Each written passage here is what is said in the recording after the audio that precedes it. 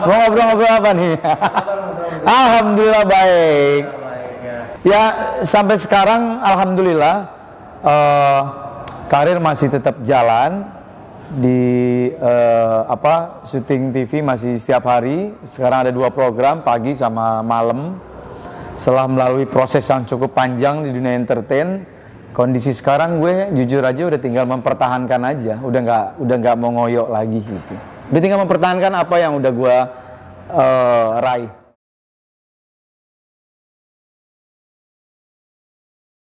Kalau dibilang level tertinggi, gue dari dulu tipe orang yang tidak mau pernah berada di puncak banget. Bahaya menurut gue.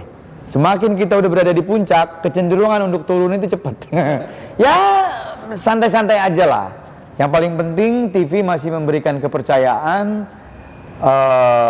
Begitu juga teman-teman yang lain. Udah itu aja.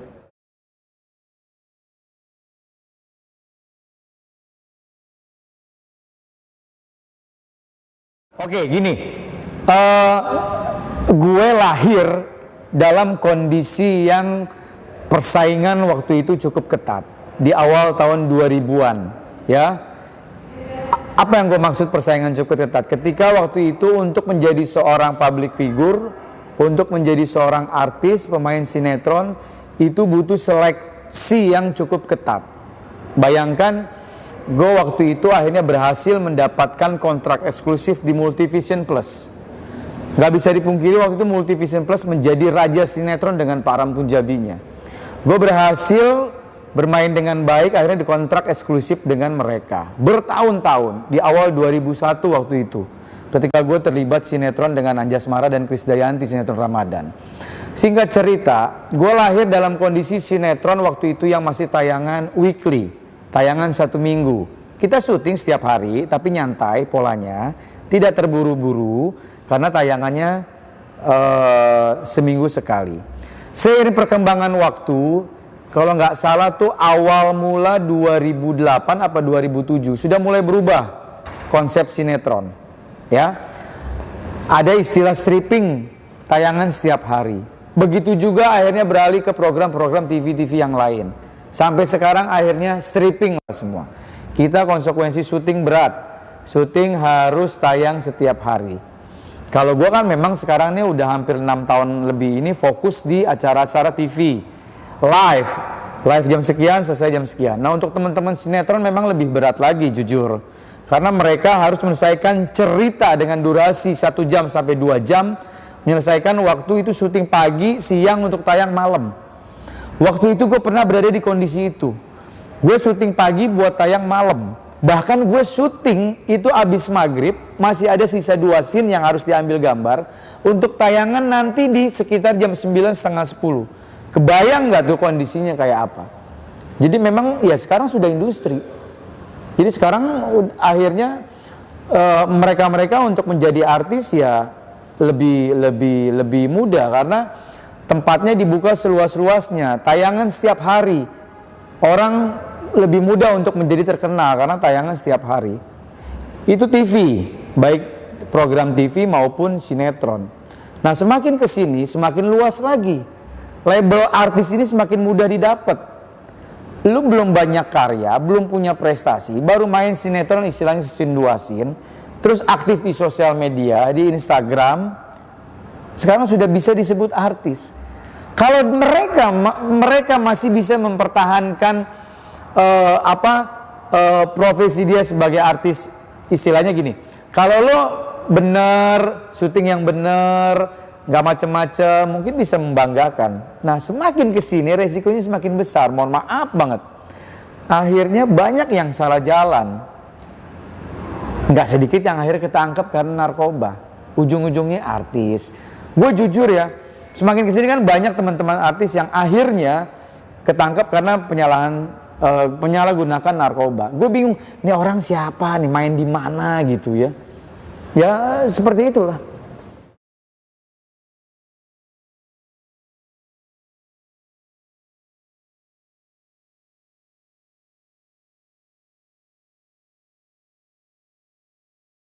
Nah jujur nggak sedikit nih teman-teman yang memang mereka akhirnya terciduk atau tertangkap oleh aparat kepolisian karena penyalahgunaan narkoba. Tidak sedikit mereka mengatakan ini buat stamina syuting. Nah sebenarnya menurut gue itu yang salah. Gue sangat tidak setuju. Jangan menjadikan narkoba atau barang haram ini sebagai komoditas vitamin dalam tanda kutip untuk membuat stamina terus nggak mudah lelah apa segala macam untuk rutinitas pekerjaan dia syuting. Itu yang menurut gue salah besar. Narkoba ya tetap narkoba. Kalau memang kita pengen hidup sehat, kita syuting lancar, kita berlomba-lomba membuat prestasi, ya harusnya tidak menggunakan narkoba itu, apalagi menjadikan alasan narkoba itu menjadi seperti kayak doping untuk bisa syuting. Karena mereka masuk ke industri. Itu yang tadi gue jelasin. Pola syutingnya itu memang sangat berat ya. Syuting harus setiap hari gitu, apalagi mereka-mereka yang terlibat di sinetron gitu.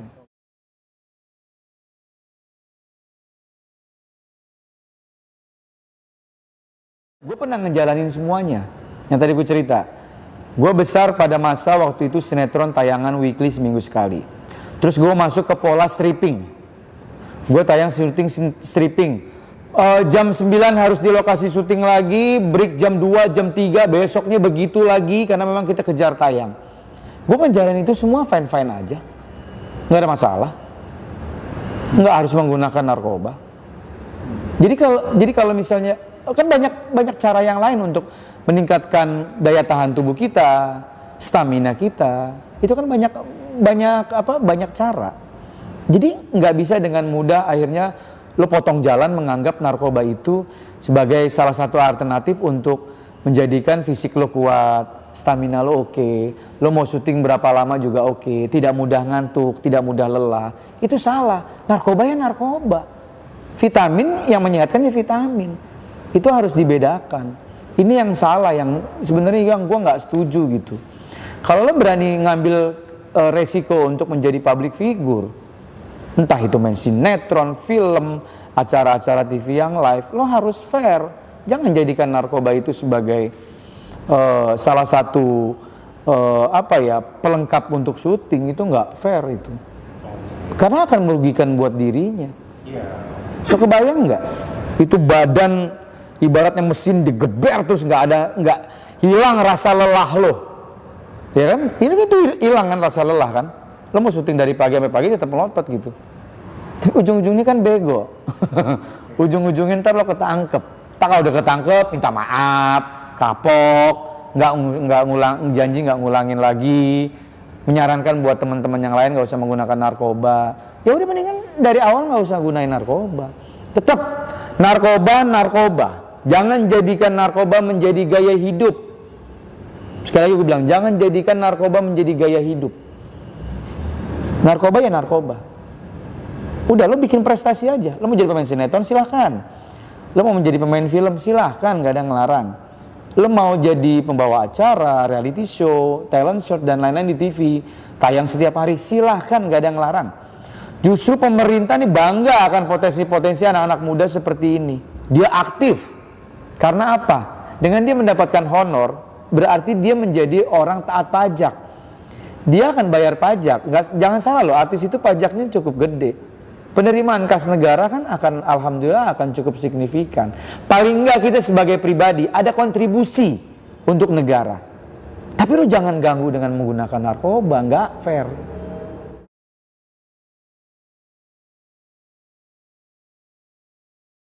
Ya nggak bisa. Sekarang gini deh, mungkin kalau ada yang nonton mereka masih menggunakan narkoba. Ala lo bawel lo ji, so tau lo kan nggak ngerasain. Gue udah pada tahap butuh nih, ya kan? Pasti kan orang beranggapan seperti itu. sudah menjadikan narkoba itu menjadikan kebutuhan. Ya nggak, ya kita nggak munafik juga lah ya. Kita nggak membuka mata juga. Bukan hanya public figure. Semua elemen masyarakat, semua profesi sudah akhirnya terlibat penyalahgunaan narkoba. Bukan institusinya yang salah, tapi balik lagi ke mereka pribadi, balik lagi ke pribadi masing-masing, baik artis, pejabat negara, anggota dewan, baik DPRD maupun DPR pusat, ya. Nggak menutup kemungkinan juga nggak sedikit pihak kepolisian, bisa jadi juga anggota BNN. Nggak, ini memang udah membahayakan sekali. Karena gue public figure, gue berhak berbicara seperti ini. Apalagi, alhamdulillah gue udah makan asam garam di dunia entertain, udah hampir 20 tahun lebih. Jadi nggak fair kalau menjadikan narkoba itu sebagai salah satu pelengkap untuk kalangan artis yang masih aktif. Gue lanjutin, mungkin tadi ada banyak yang bilang, lo so tau aja lo nggak ngerasain. Lah, pada saat lo mau menggunakan untuk pertama kalinya, lo kan punya akal sehat. Kita kan Allah ini menciptakan kita sama hewan, itu kan sama-sama ciptaan Allah. Hewan dikasih kaki, tangan, mulut untuk makan apa segala macam. Yang membedakan kita sama hewan itu otak. Allah juga menitipkan otak kepada hewan, kita juga diberikan otak. Yang membedakan kita sama hewan itu akal. Kita diberikan akalnya oleh Allah sebagai manusia.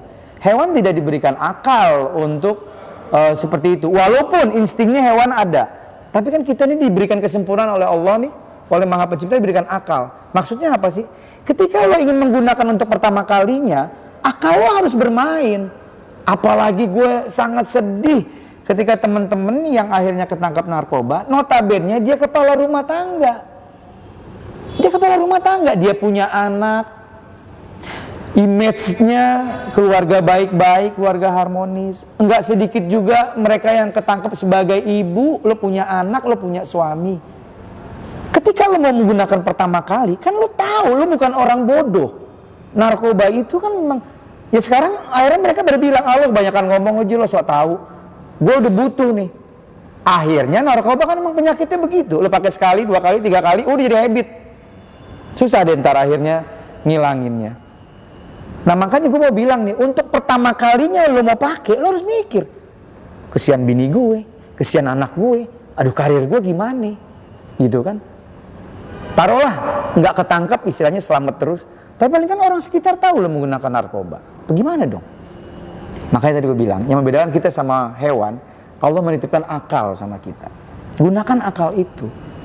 Terkesan naif, terkesan sombong apa mulut gue, tapi gue faktanya punya berpikiran seperti itu. Ayo dong, kita harus fair. Ini udah membahayakan. Narkoba itu sudah pada tahap membahayakan. BNN bekerja keras. Sekali lagi BNN, pihak kepolisian bekerja keras supaya anak-anak bangsa nih nggak terjerumus sama narkoba. Polisi dan BNN mempunyai tugas porsi masing-masing. BNN mempunyai tugas yang cukup berat untuk gimana caranya bandar-bandarnya ketangkep. Gimana caranya, ini kan sumbernya kan dari bandar. Ini ada yang jualan, kalau nggak ada yang jualan lo mau beli di mana? Lo mau makan mie instan, nggak ada yang jualan lo mau beli di mana? Nggak ada nasi lagi, nggak ada mie instan. Nah ini kan BNN mempunyai tugas berat, gimana caranya bandar-bandar tertangkap. Gimana cara bandar-bandar jangan sampai memasarkan produk-produk narkobanya. Pihak kepolisian ya konsekuensi, ya tugasnya kalau ada yang ketangkap, kalau ada barang bukti, cek urin positif, ya mau nggak mau lo kena sanksi hukum gitu. Jadi balik lagi gue ke akal. Ketika lo mau menggunakan untuk pertama kalinya, manfaatkan akal lo yang Tuhan berikan untuk lo. Apa nih dampaknya? Kan nggak mungkin kita sebagai manusia menganggap, nggak tahu ternyata narkoba nggak boleh ya. Gue nggak tahu ternyata narkoba efeknya kayak gini ya. Kan nggak ada. Lo tanya anak umur 5 tahun sekarang juga udah tahu bahaya narkoba kayak apa. Sosialisasi udah di mana-mana. Jadi kita harus fair lah, nggak usah munafik lah. Kita udah sama-sama tahu, narkoba itu memang membahayakan. Buat diri lo, buat karir lo, buat keluarga lo. Gue nggak bisa dipungkirin keluarga besar gue ada yang satu, narkoba. Ujung-ujungnya mati. Emaknya udah sakit-sakitan, apa aja dijual. Kalau bisa genteng rumah dijual. Perabotan semua habis, jual-jualin buat beli narkoba. Makanya begitu. Baik dong, fair dong. Apalagi kondisi pandemi kayak begini, ekonomi lagi sulit.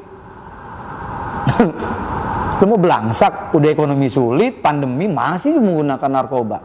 Gimana urusannya? Gue bingung.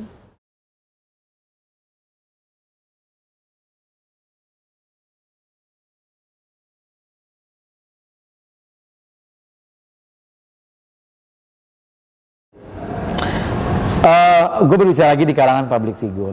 Nggak sedikit teman-teman yang memang sudah tertangkap. Baik dia baru mencoba-coba, baik juga memang dia sudah menjadi habit, sudah menjadi kebutuhan, apapun lah alasannya. Tapi gue sekali lagi gue bilang di sini, gue sama sekali tidak pernah setuju. Dan jangan sampai ada teman-teman, nauzubillah min dzalik ya, ke depannya kalau yang ketangkep lagi bilang ya buat kebutuhan syuting, buat stamina, itu gue sangat tidak setuju. Itu membodohi banget gitu ya. Nah, akhirnya ketika dia menggunakan itu ya, akhirnya banyak konsekuensi yang dihadepin gitu. Setahu gue gini, jangan nunggu ditangkap dulu deh, gitu ya. Kalau nggak salah, itu gue pernah diskusi beberapa waktu yang lalu, sudah cukup lama. Kayaknya ada kebijakan BNN yang memberikan kesempatan kepada mereka-mereka yang menyalahgunakan narkoba, pengguna narkoba, bukan hanya public figure aja ya, tapi kan memang konsekuensi public figure menjadi sorotan ya, untuk datang ke BNN secara baik-baik ya. Contoh, misalnya gue narkoba, gue udah pada tahap akut lah istilahnya ya, apapun profesi gue ya, gue datang baik-baik ke BNN ya, ketemu misalnya sama si Fulan, Pak tolong saya pengguna narkoba, saya datang ke BNN, ini lembaga yang tepat untuk saya ajak diskusi, tolong bantu saya ingin sembuh. Ketika orang datang seperti itu, apakah akan kena proses hukum? Enggak, justru dirangkul sama BNN, dirangkul. Istilahnya ini kalau bahasanya, bahasa mudahnya, dielus-elus kepalanya, alhamdulillah datang ke sini ke tempat yang tepat, ayo lo mau apa? Semua identitasnya dirahasiakan. Dan wacana ini sebenarnya sudah ada untuk kalangan public figure. Balik lagi, ayo dong. Kalau memang lo mau sembuh, lo pengen, memang dahsyat ya, tekanan untuk menggunakan narkoba kan, baik dari lingkungan. Wah, bandar tuh masif mengerahkan semua kekuatannya untuk lo tetap menggunakan narkoba, karena ujung-ujungnya kan dia dapat duit kan. Nah, lo harus lawan. Jadi gini deh, kalau tadi gue di poin pertama mengatakan ketika lo baru menggunakan pertama, ayo gunakan akal. Lo bukan orang bodoh yang lo tidak tahu narkoba itu bahaya. Tapi ketika akhirnya lo sudah menggunakan narkoba dan akhirnya sebenarnya berkecamuk dalam diri lo, gue pengen nih, tapi gue sulit nih. Gue kepengen ninggalin, tapi gue udah sulit gitu ya. Gue udah menjadi habit, udah menjadi kebiasaan nih, udah ketergantungan. Datang baik-baik ke BNN. Ini gue bicara kalangan public figure ya, karena memang profesi gue. Datang, identitas dirahasiakan, lo masih bisa beraktivitas. Nanti kan direhab, diobatin, ini kan sakit nih, dia lagi sakit nih, diobatin, gimana caranya. Kalau lo punya uang, keluarganya alhamdulillah mapan, terus lo punya sikap, gue memang benar-benar sembuh, datang BNN, istilahnya nih, gue bayar deh, yang penting gue sembuh. Apalagi ini gratis, pakai lagi akal sehat. Semua udah dong, Allah tuh ngasih akal kita untuk digunakan. Siapa yang nggak tahu narkoba itu membahayakan? Udah nggak ada. Anak umur 5 tahun sekarang udah tahu narkoba itu bahaya. Jerak gitu, gimana caranya ada efek jerak, takut gitu. Wah, takut gitu. Padahal kan itu sebenarnya harusnya tanpa ada efek jerak, kita harusnya udah sadar diri, udah paham ini memang bahaya gitu. Jadi semua BNN sudah mensosialisasikan masif dari pusat maupun ke daerah. Ya balik lagi sekarang tergantung diri kita. Poinnya yang tadi ya, Allah memberikan akal buat kita. Ketika lo baru menggunakan pertama, ini nggak bener nih, entar gue jadi belangsak hidup gue, mak bapak gue, aduh. Yang miris lagi udah mak bapak lo susah, nyari duit susah, tuh lo anak narkoba, bingung gua. Sebenarnya bukan karena faktor diri dia, memang lingkungan. Lingkungan itu cukup mempengaruhi. Lingkungan itu racun juga tuh. Tapi tetap harus dari diri kita. Kalau diri kita menganggap lingkungan itu nggak benar, kita cabut. Kita cari lingkungan yang baik. Itu aja. Oke, teman-teman.